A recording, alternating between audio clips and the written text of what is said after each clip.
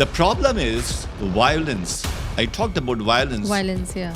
What people do is that if I see is as right, then I will force everybody to believe that this is right. It's right, true. And I will want everybody to agree to me that this is right. Comments which people are True. giving on social media. Many people have so many opinions about it. Right? Lots of opinions and lots of trolling. And you see, trolling for what? Trolling for the essence of my program is that you do whatever you feel like doing. You follow yourself. You don't follow me. This is the central teaching of my program, and they are trolling me on that. With that also people have problem. With that also people To have listen problem. to their own self. Yeah. So if I tell them that you decide your life, you decide what you have to do, whether you have to follow me or not, that also should be your decision. But even then they are angry. People are not leaving Narendra Modi also. So yeah, who is people doing are not so much leaving. for the country. I know. Day and night. Yeah, and he's so much respected all over the world. So I agree totally with this. I think even the attributes that you're saying that, this, if these 1, 2, 3, 4 points are there, it's right. If these 3 are not there, it's wrong. Yeah. Who has said those points? And the followers of Gandhi are not ready to tolerate me. So if I have a different point of view, a divergent point of view, the followers of the ultimate apostle of peace cannot tolerate me, and they start trolling. What brought this enthusiasm in me? I mean, this concept itself that none of the doctor I've ever seen talking about all this. So I'm seeing life differently. So I'm doing different things. So it's a judgmental society. And I told you in one of the sessions earlier that judgment is sin. If you judge somebody, then it is sin. So in nutshell, there is no absolute right or absolute wrong. You decide what is right and what is wrong. If beef eating right or wrong? Beef eating, well, okay. No, I won't make any statement here. For some people it's right, for some people it's wrong. Yeah, in India, some people say the animals are made so that we can eat them, otherwise, what will happen to them? Yeah, what will happen to them? But then in India it's Madam, completely... In India, beef is a sin. Yeah. You talk of beef and it will be considered as an unpardonable sin. In India, it is absolutely big no, not possible even to talk about. Welcome once again to our lovely audience. Thank you so much, first of all, for giving lots of love to us. Because of you all, we have been started our podcast in Hindi as well. That is Effortless, held by Dr. Vipin Mishra in Hindi. So whoever is looking forward to have or listen to our podcast in Hindi, please do subscribe to the channel and watch our podcast. It's absolutely amazing to to do the same podcast in Hindi for our Hindi audience. And here we go to have one more session in English today. So very warm welcome to all of you. We have Dr. Vipin Mishra here, the endocrinologist, consultant endocrinologist with more than 4 decades of experience, currently practicing in Zuleika Hospital, Dubai. Dr. Vipin Mishra, thank you so much and glad to see you once again. Thank you, madam. Thank you for your very nice words. Thank you. So, starting with, I want to know from you, Dr. Vipin Mishra, what is right, what is wrong? Coming to also the discussion that we had in our previous podcast, where you said that there is whatever you're saying is right, and you can also yourself prove that whatever you have said is wrong. That's not actually making any sense to me. Can we have a bit of explanation on it? So, madam, this is very important to discuss this, what is right and what is wrong. And this is important because this concept of right and wrong has caused lots of damage to the mankind, and it is the reason for much of the disease that people suffer from. Disease also, because I told you in the beginning that all diseases germinate in the mind. Mind is the ground where all diseases develop and emerge from. So actually, I can tell you that it's the same thing which is right and which is also wrong. So I can say that the right is wrong and the wrong is right. So there is no rightness or wrongness in the thing or in the person or in the statement or in the program or in the situation. It is in your eyes. The rightness and wrongness of things is in your eyes. If you see it as right, then it is right for you. And if you see it as wrong, then it is wrong for you. The problem is violence. I talked about violence. Violence, yeah. So what people do is that if I see is as right, then I will force everybody to believe that this is right. It's right. True. And I will want everybody to agree to me that this is right. True. If somebody else is not seeing it as right, then let the person lead his life according to his own vision. Very true. So there is so much of pressure on people that if the elder person or the more evolved person or the so-called more educated person is saying that this is right, then the whole humanity must feel that this is right. No, it is all in your eyes, how you are watching the situation. Right. You look at my program. Is my program a right program or a wrong program? And you see the comments which people are True. giving on social media. Many people have so many opinions about it, right? Lots of opinions and lots of trolling. And actually, and you see, trolling for what? Trolling for the essence of my program is that you do whatever you feel like doing. You follow yourself. You don't follow me. This is the central teaching of my program. And they are trolling me on that. With that also people have problem. With that also people To have listen problem. to their own self. Yeah. So if I tell them that you decide your life, you decide what you have to do, whether you have to follow me or not, that also should be your decision. But even then they are angry. Maybe this is not liked by people who want to rule others' life. I don't know what is the problem, but they are criticizing. It's the same program. There are lots of people who are liking it, Appreciating and it. lots of people who are hating it like anything. And I can't speak here. The words people write on the social media. I mean, such dirty words people are writing on the social media. I don't know what's the problem. So if you are unhappy with this, and you see in social media, you have the freedom. You have the freedom to just go to the next reel, finish it off. True. So I see lots of things with which I don't agree. So People are not leaving Narendra Modi also. yeah, Who is people doing are not so much leaving. for the country. I know. Day and night. Yeah, and he is so much respected all over the world.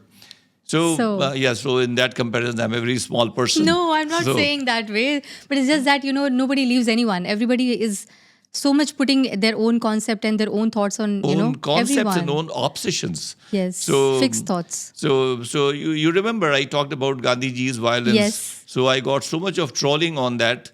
So, and you see, this trolling was done by those who also said that Gandhi is the ultimate apostle of peace and non-violence. The ultimate apostle. And the followers of Gandhi are not ready to tolerate me. So if I have a different point of view, a divergent point of view, the followers of the ultimate apostle of peace cannot tolerate me, and they start trolling. And if they had been face to face before me, probably they would even hurt me. So this is the behavior of the followers of the ultimate apostle of peace. So, madam, people have got their own ideas. People have got their own very strong impressions and obsessions on the basis of which they judge everybody. They judge. So it's a judgmental society. And I told you in one of the sessions earlier that judgment is sin. If you judge somebody, then it is sin. So in nutshell, there is no absolute right or absolute wrong. You decide what is right and what is wrong. Now, coming to how you decide. You have got a framework in your mind that the right things are these. These are the attributes of the right thing. So if these attributes are there, then I will call it right.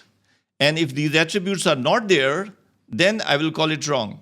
So again and again, what I'm doing in these sessions is I'm re-emphasizing again and again the centrality of mind in the whole human life. Whole human life is the manifestation of just one thing, and that is human mind. And again, I'm also telling about people to transcend the mind, which is very easy. You're not transcending the mind because you're not interested. Very true. You have never thought about that, and you feel that if you transcend the mind, then you will lose something. So I'm again and again reiterating that you have to transcend the mind, then all problems are gone. Then you will not...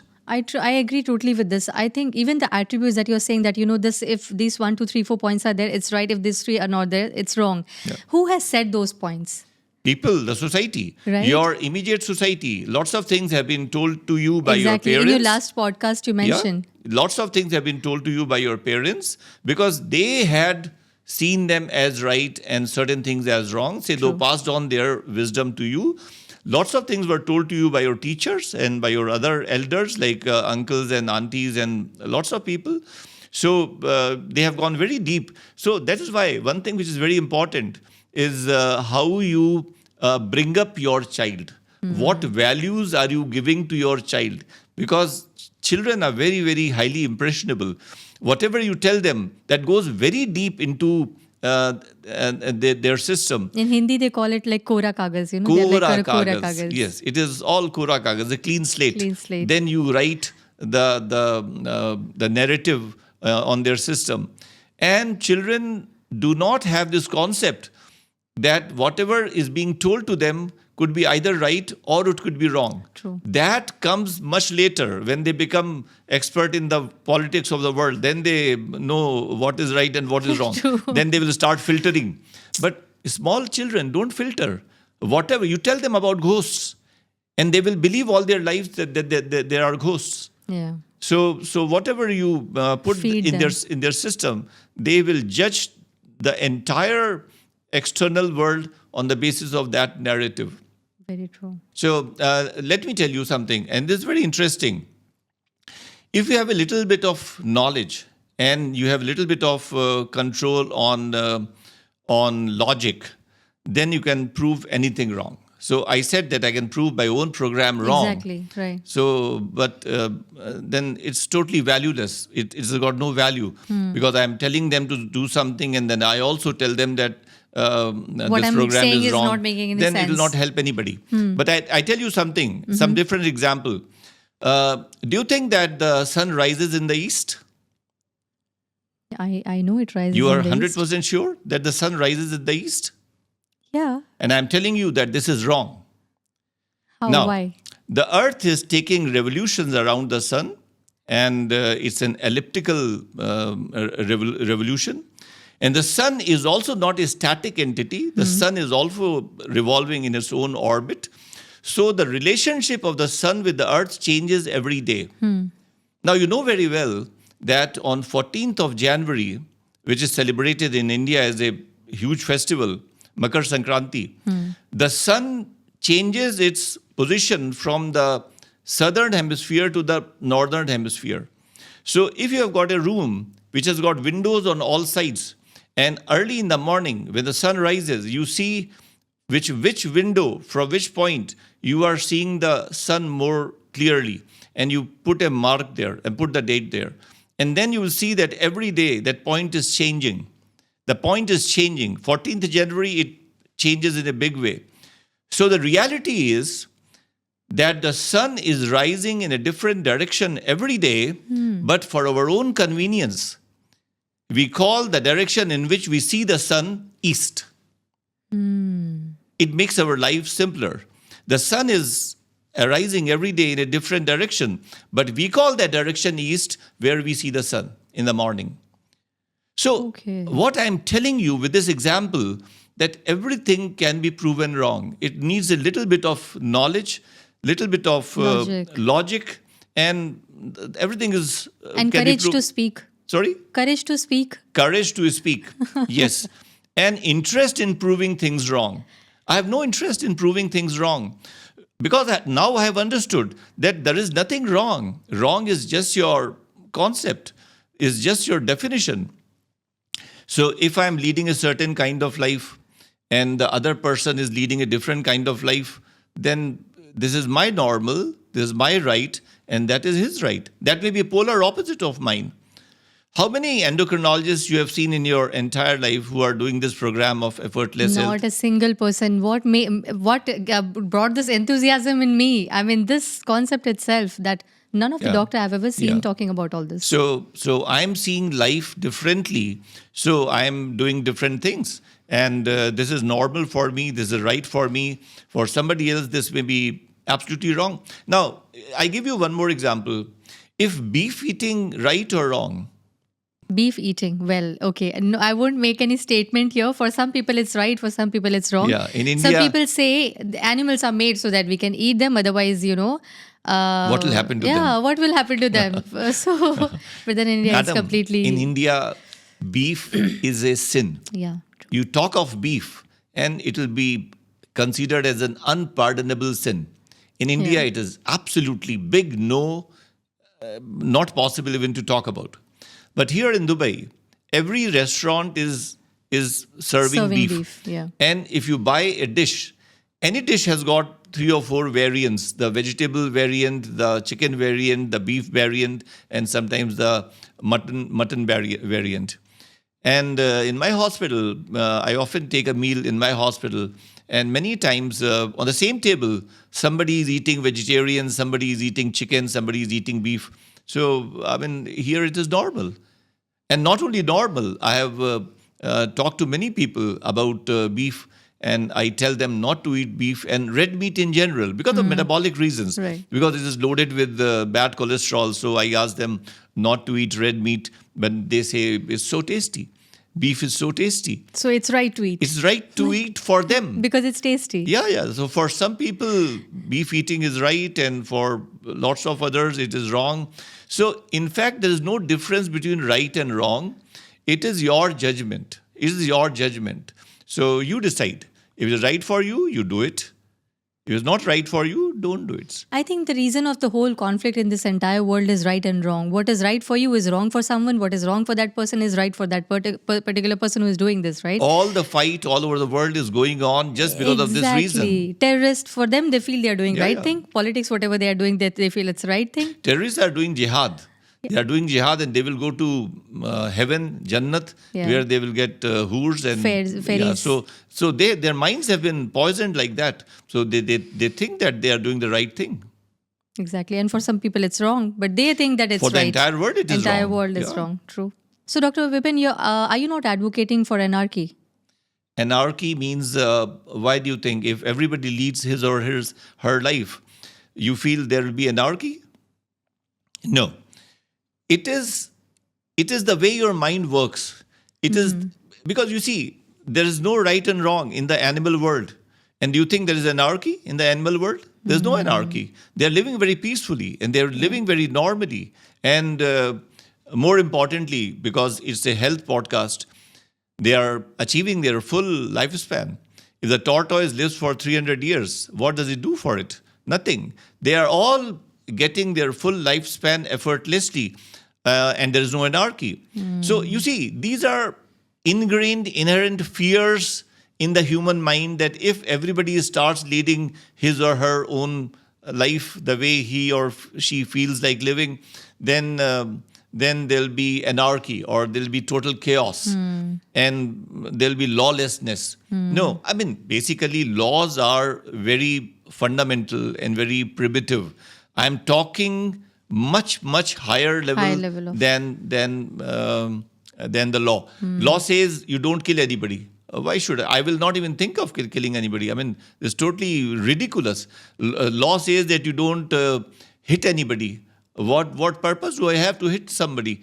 So, I mean, laws are so primitive. I don't think if people understand me correctly, and if they go for that exalted consciousness, there'll be no anarchy at all. There'll be extreme peace in the entire world, because nobody will interfere in the lives of other people. Very true.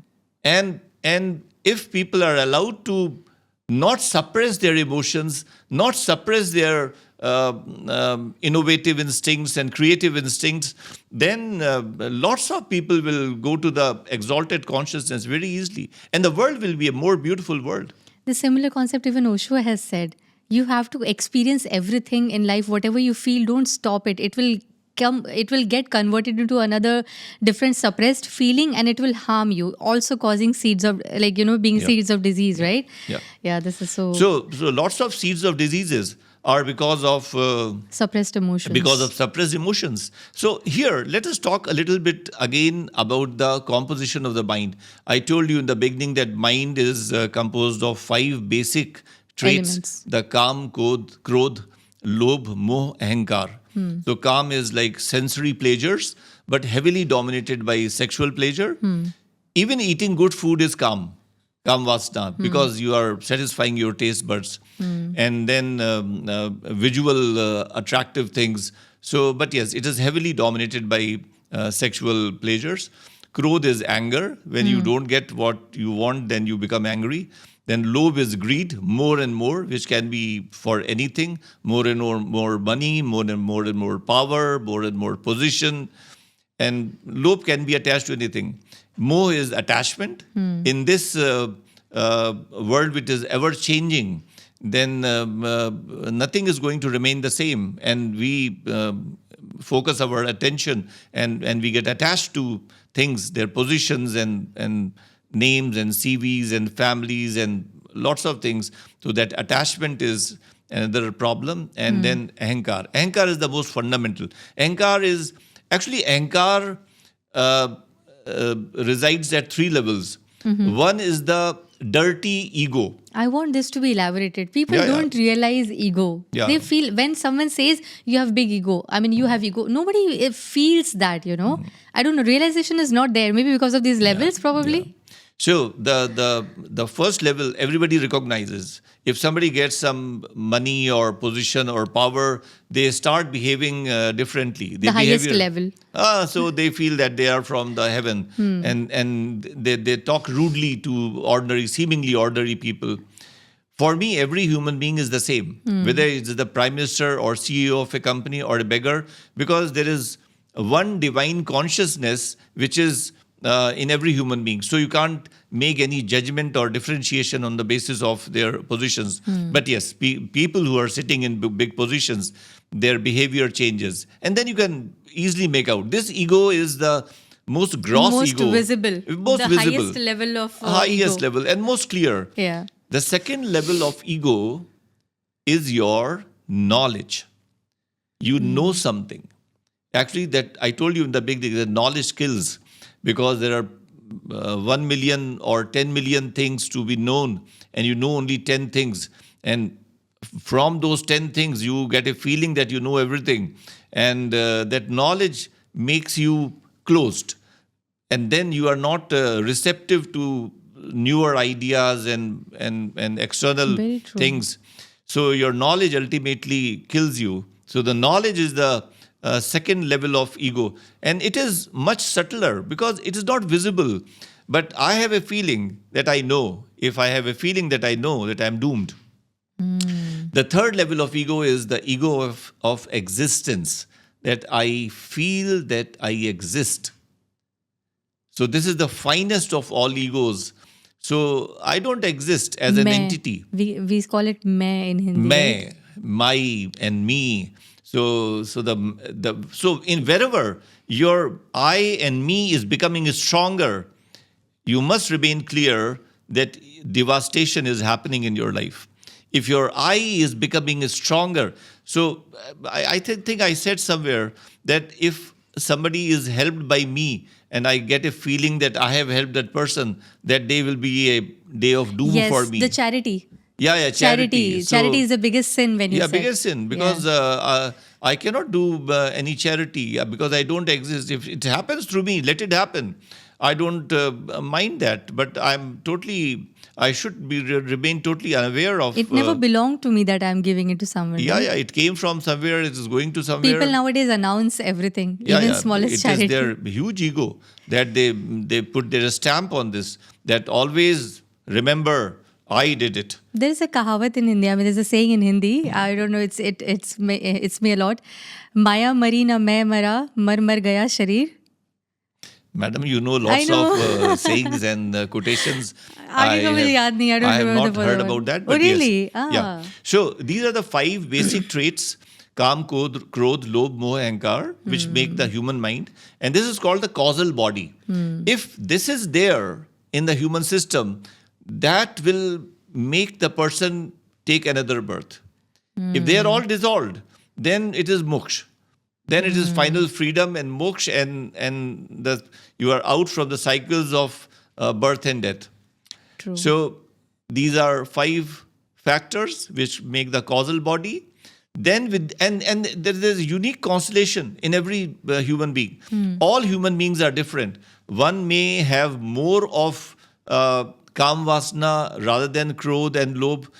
Other person may have less of kam vasana, more of anger and ego. Ego is there in almost everybody, but to varying levels. But yes, their composition, their constellation is variable. But Every this human. ego thing is amazing. I mean, this ego with 3 levels that you've explained is amazing. Yeah. I mean, This not is known by many people. That's not why known when by they many say that this people. is ego, no. I mean, Yeah. where do I have ego? How come you can say that I have ego? Ego. If you are, then if you feel that you are, that is the ego. True. So I told you a story about Rishi Naksen. Yes. About the chariot. Yes. So Vipin Mishra is just a mixture and constellation of 5 elements. So the 5 elements which make the human body, you remove those 5 elements. Where is the Vipin Mishra? There's no Vipin Mishra. True. So with these 5 5 traits, elements. a human being lives the life. Then he has experiences, because if he is leading the life, then he will interact with people. People have their own constellation of these features, and they will respond in their own unique way. So the person will develop complexes. Then he or she develops complexes, mental complexes. And because if I talk to 10 people and all the 10 people respond in the same way, then I will develop a concept that yes, doing this is the wrong thing, because if I do this, so this is how with experience everybody develops lots of mental complexes. And these mental complexes, they create something like a tubular vision. Then you see the world only through your own complexes. Sometimes they are also called obsessions. And everything you will see through your tube. So if your tube is circular, you will see the sky circular. If your tube is triangular, then you will see the sky triangular. The same reality, because of this reason, is seen differently by different people. So one person will call it right, and one person will call it wrong. It's the same thing. It's the same Vipin Mishra. One person is saying that he is doing good work, and the other person is abusing me on the social media. True. That he is totally a foolish person, and he is wasting my time. So the same thing is right and the same thing is wrong. So what I said in the beginning, the right is wrong and the wrong is right. But yes, I also tell you that if people move into that exalted consciousness, there'll be no anarchy, and the world will be a more beautiful world, a more peaceful world, because everybody will get his or her own chance to grow to his or her own maximum potential. That's amazing. So these 5 elements and 5 traits in different variations creates human being. They create the complexes in the mind, and through those complexes, people live their life.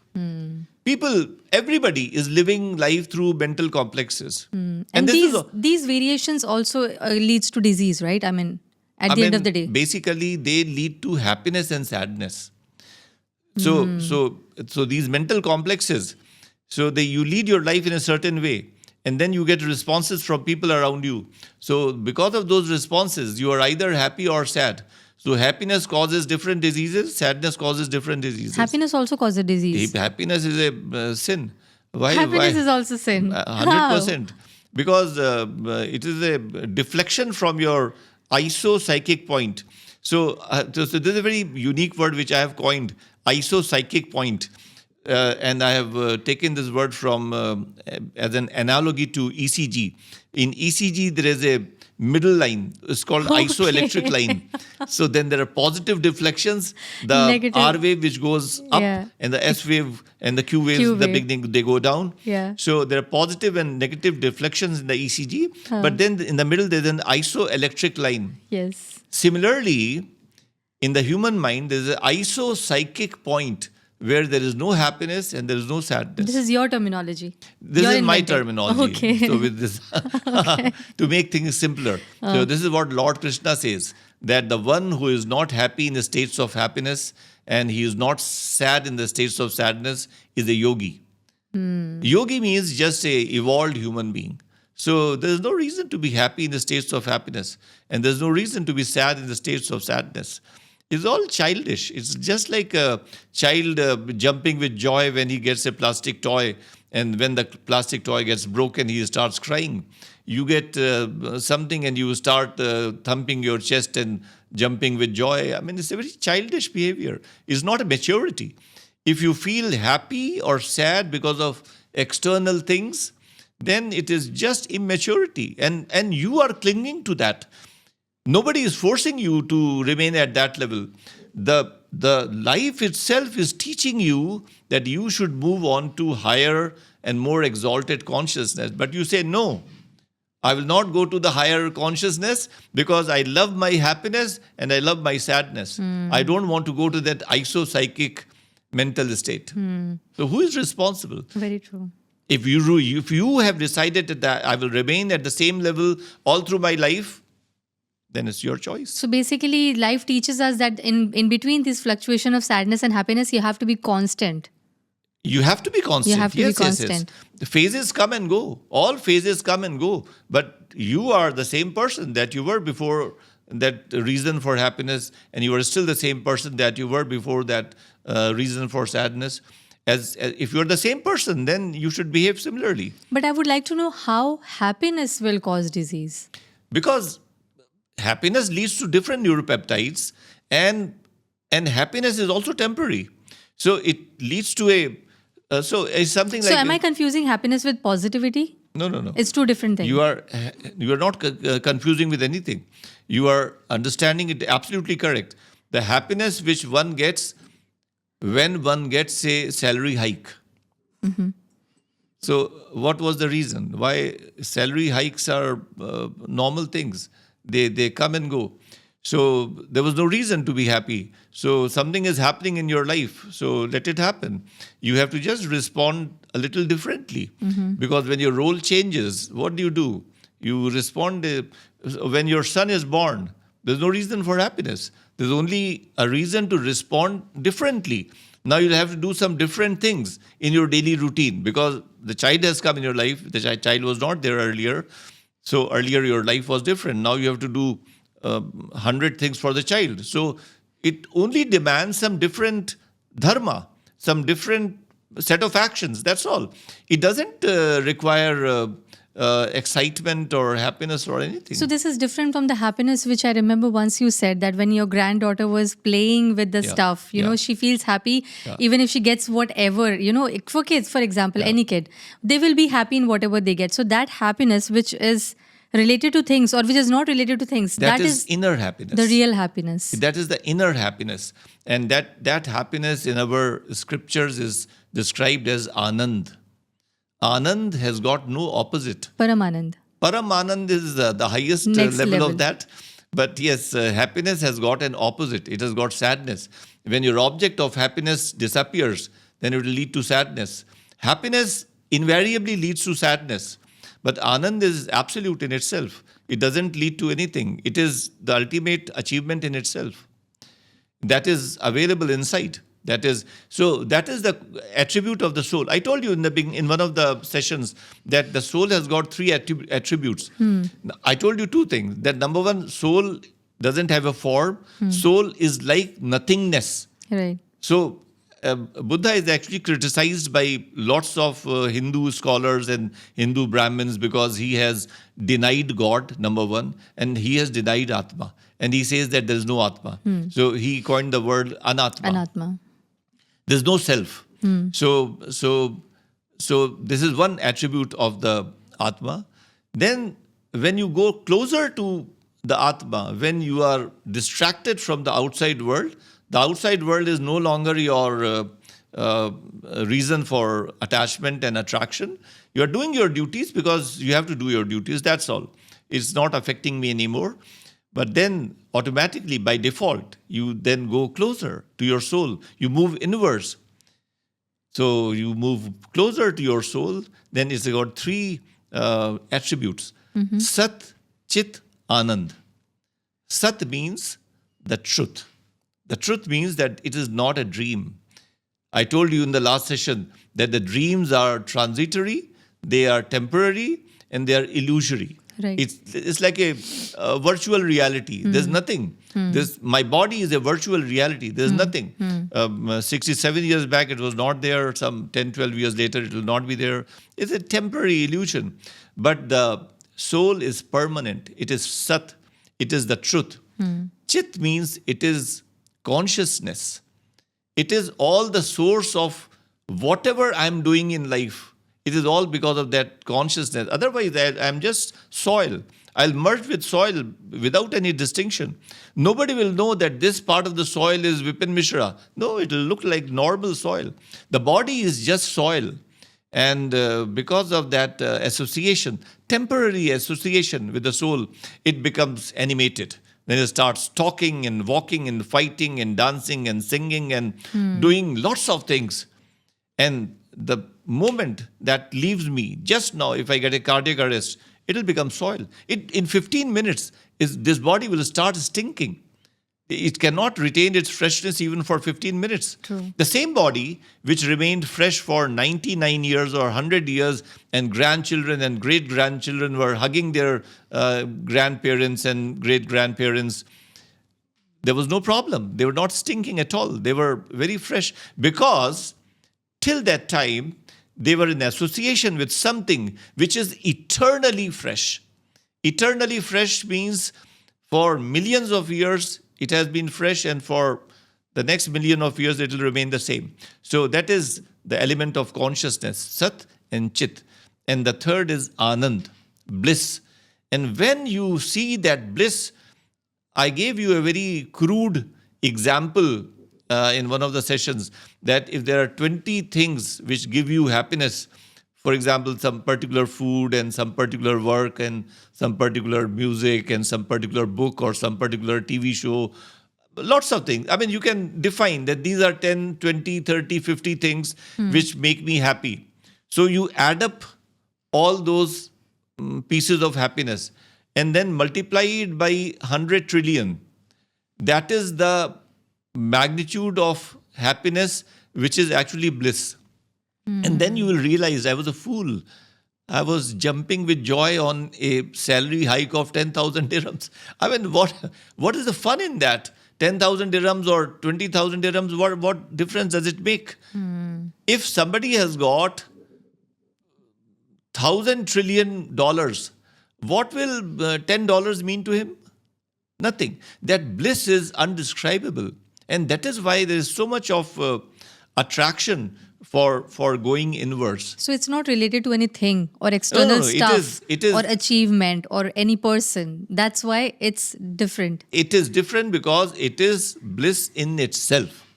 It is bliss in itself. It is not something which you get from any external source or material. No. It is bliss in itself. Paramanand. Paramanand. You always talk about the ultimate situation. I talk about Anand and you talk about Paramanand. I always go on the higher level. Yeah, no, that's right. Yeah. That's nice. So, Dr. Vipin, I remember you once mentioned that relationships are temporary. So, should not we maintain relationships, or people should not really think about relationships? Is that so? Madam, in my book, which is coming, it is being delayed for some variety of reasons. There's a chapter on relationships, and I have the name of the chapter is. I'm sorry to interrupt you. Since we're talking about the release of the book, when are we expecting it to be released? Yeah, it had to come by the end of this year, but maybe now it will come by March or April next year. 2026. Yeah. Cool. Perfect. That's a good So news. there's a chapter which is called Relationships, the summary of life. That is the summary of life. If you have to describe human life in one word, it is just relationships. Whatever you do or whatever you achieve and whatever you experience is all because of your relationships. And every human being has got certain hundreds of relationships. Some are very close relationships, naturally, with the family members. Then there are uncles and aunties and cousins and friends and teachers and lots of people and colleagues and subordinates and bosses, lots of people.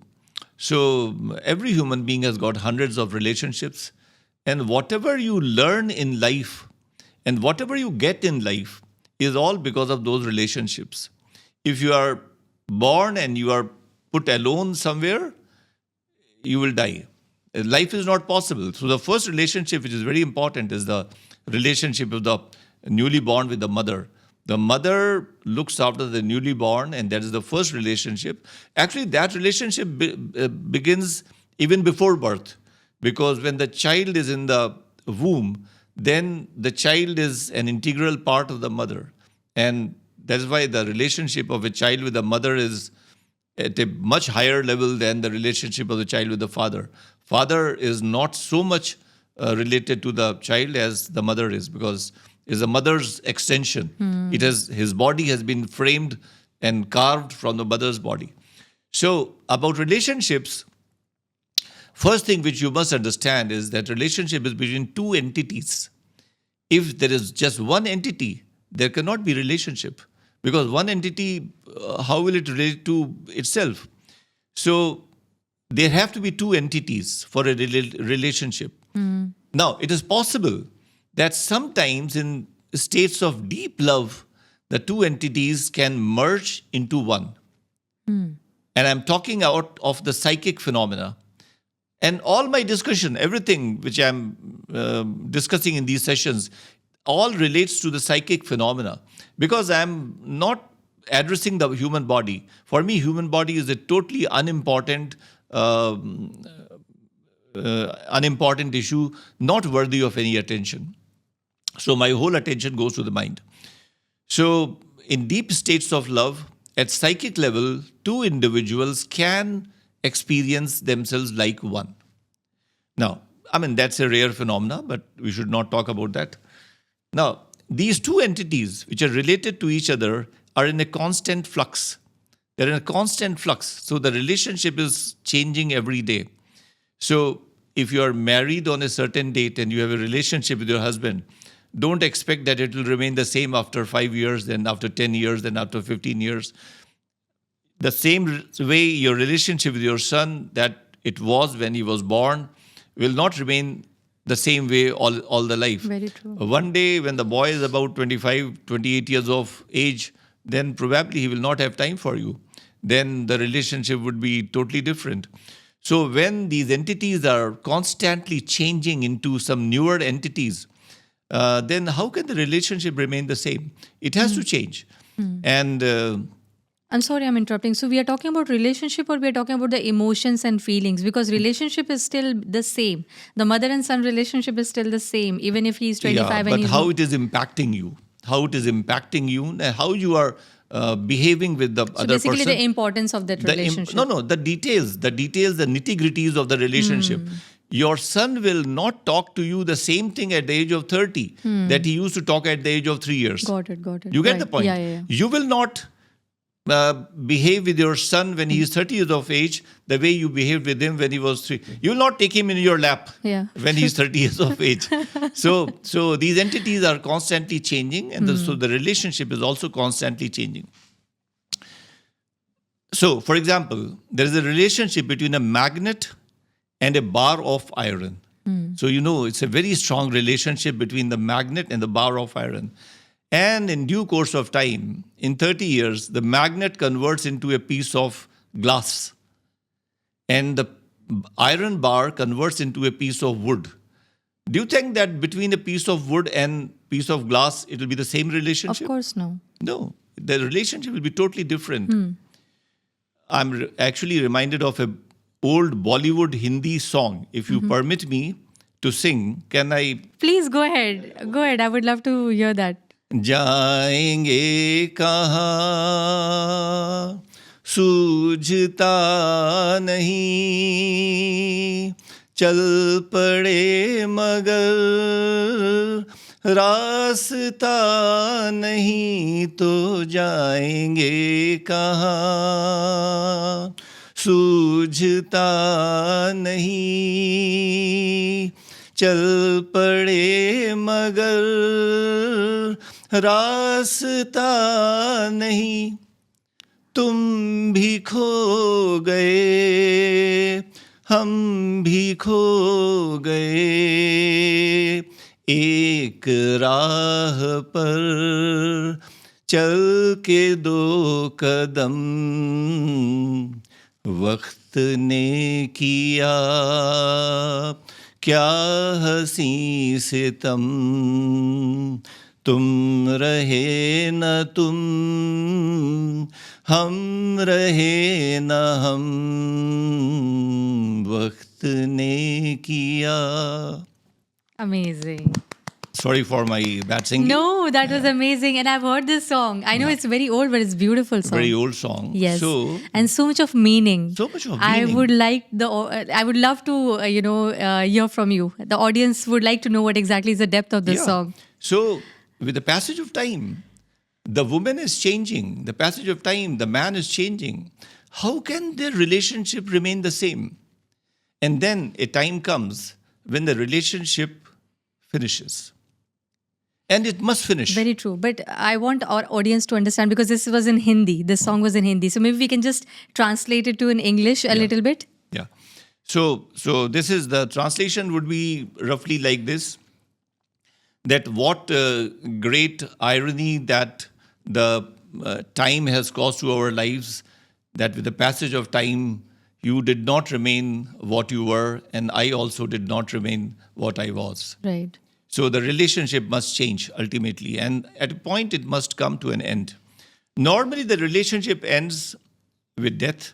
One person dies and your relationship is finished.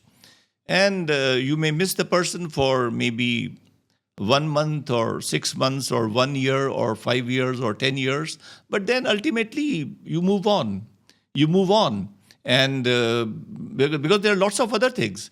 Your profession is there, your work is there, your family is there, your son is there, your husband is there, your other relations are there. You can't just keep on crying on somebody who has gone, and you can't keep on ignoring the ones who are present. Very so true. ultimately, you have to forget.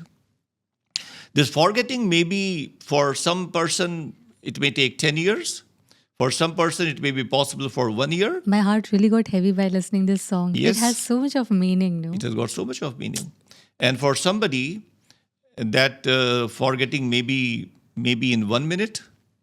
And if you're strong in maths, then that forgetting may be in -1 year and -1 month and -1 minute.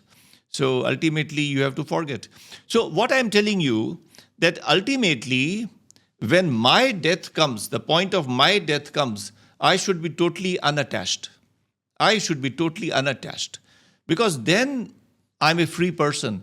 And then, otherwise, because of my attachments, I will miss the point. The point which I could not realize all through my life, what was the reality and what was the illusion, because I'm trying very hard and I'm not getting the real existential experience. But that experience may come just at the point of death, that now I'm seeing that what was illusion is burning and what was the reality is intact. True. So for that observation to happen, I must be totally free from all attachments. So in nutshell, I'm telling you that what death will snatch from you, you leave yourself. You leave all your attachments. Can I tell you a story here? A story of a young man. His name was Fatulal. Fatulal was born in a poor family, but he was very bright. He could not go to school beyond primary level because of the money problem. He started attending his father on his fruit shop. But then he became 20 years of age, and he told his father that I want to set up my own business. His father said, why not? You go ahead. They borrowed money from relatives, and then he started a shop for grocery items. And he was very hardworking, and he was very intelligent. He was giving the best value for money to his customers. And if something was not available in his shop, he will write it down and buy it and make a home delivery. In 6 months' time, he was very busy. And then he appointed two servants also to help him in the shop. Then his shop started growing tremendously. After 5 years, he was a very busy businessman. And in due course of time, he got married and he had 3 sons. And then he sent his sons to good schools because now he was a wealthy person. And his sons did MBA, and then they had lots of great ideas about business. They expanded the business many times. Then they opened a hypermarket, a 6-storied hypermarket. And on one story, there would be some electronics and garments and toys and even automobiles. And he was giving some better deal for automobiles if it is bought from his shop. So he became one of the wealthiest persons in the city. But he became 90 years of age and he developed sick, and ultimately he went into a coma. And the doctor said that now he's there for only a few days. He can die any moment. The whole family was sad and they were all around him. So one day morning, after 2 days of coma, he started looking here and there and mumbled, "Where is my eldest son?" So eldest son caught his hand and said, "Papa, don't bother, I'm here." And then he mumbled again after a few minutes, "Where is my middle son?" So the middle son also held his hand and said, "Papa, don't bother, I'm here." Then he asked, "Where is my third son?" And the third son also touched his hand and said, "Papa, don't bother, I'm here." And then suddenly he sat up and said, "Then who is at the shop?" Oh my goodness. Who is at the shop? Crazy. Yeah, he was so much attached to the shop. Even at the point of death, he was only thinking about the shop. The shop. Oh, seriously. So whatever you it's are... a true story. It's a story. He came out of coma. Yeah, it's a story. Okay. So at the time of my death, I should be freed from all my attachments. So whatever is the point of your attachment, it will block your perception. Transcend. And Is that transcend? Transcend Or stepping up? is possible, but yes, in the next life you'll be more sorted. In the next life you'll be definitely more sorted. You'll not commit the same mistakes in the next life. That's why I always say that if there is a life after life, then every subsequent life must be much, much better than this life. The wisdom of this life will continue there. I still have a lot of questions about relationships to ask you. So we will, since we are short of time, as always, we will push this to the next session. Yeah. Okay. Thank you so much once again for all your support, and further questions will be there in the next podcast. Sure. Please be with us. Thank you. Thank you so Thank you much, very Dr. much. Vipin. Thank you very much. Thank you. Effortless Health by Dr. Vipin Mishra.